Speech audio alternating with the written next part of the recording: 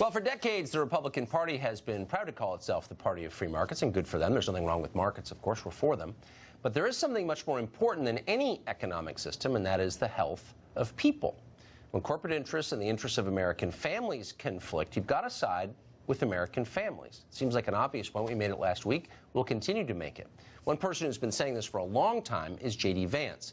He's the author of Hillbilly Elegy, and he joins us tonight. J.D. Vance, thanks very much for coming on. Yep. So look, the point is not to make some kind of argument against market capitalism or any company in particular.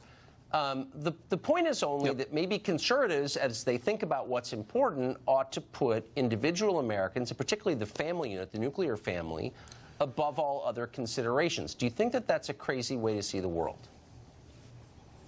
No, I don't at all. The way that I would frame it, Tucker, is we treat market capitalism as an end, or we treat market capitalism as a tool to create prosperity, a tool to create a lot of wealth, a tool to create a healthy society. And I think what a lot of folks in the past 10, 15, 20 years on the right have forgotten is that it is a powerful tool, but it is not the end. It is not, as I said in a piece, a Platonic deity that enforces healthy families, that enforces a prosperous society.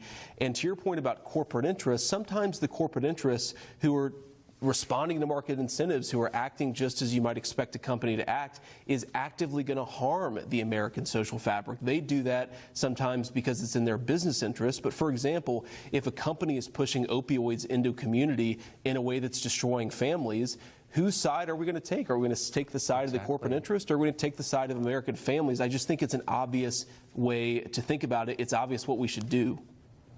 So the Sackler family getting rich from selling OxyContin is not more important than, like, the health of an entire Kentucky county. Why has that been hard for conservatives, who I think really do care about families, are sincerely interested in families and preserving them? Why is it hard for them to say that, do you think? Well, I think there are a couple things going on. I mean, first, so many of the battles in the 1980s and the 1990s were about the Republicans being the party of markets and Democrats being the party against markets. And I think what happened is that we lost a little bit of our muscle memory, a little bit of a recognition that libertarianism and conservatism aren't the same thing, and that sometimes the interests of families do conflict with some of these corporate interests. I really don't think there's anything bizarre or anti-conservative about this. The patron saint of American capitalism recognized that sometimes the interests of corporations would not be the same as the interests of the nation, the interests of families, the interests of communities. And in that situation, it was natural for the state, for the society, to take the side of families. That's really all this is ultimately about. Do we remember who we're fighting for? Are we for healthy communities, healthy families, or are we just going to constantly defer to corporate interests every time those two sides collide? I'm worried that if we don't articulate this really clearly and act on it, that the reaction against our current form of capitalism will be so intense that we're going to wind up with something really destructive, socialism, or some awful economic system. Do you share that worry?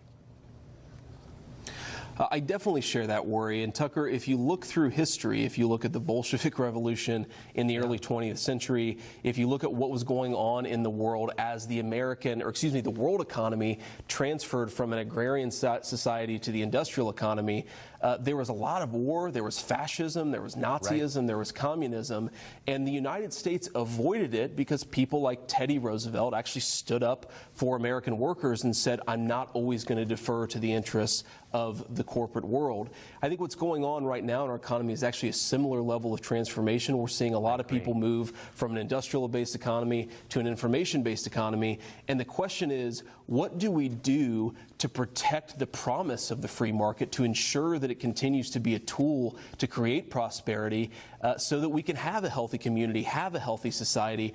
Or do we continue to ignore the fact that a lot of people in America are hurting right now? And when people hurt, they eventually go to the ballot box, and eventually sometimes people do things even worse than voting for politicians and policies that you don't like. That's the lesson of history. And the question is, do we heed the lesson of history country? Do we build a modern conservative coalition that supports working and middle class families? It's really, to me, the only way out of this. It's not just about avoiding the worst consequences of history. It's also about building a society, I think, that's better even than the one we inherited, which is what our entire goal should be as people who care about public policy and just about the nation. You're certainly one of the leaders of that effort, and we support you vehemently. Thank you. J.D. Vance, really nicely put. Appreciate it. Thanks, Tucker.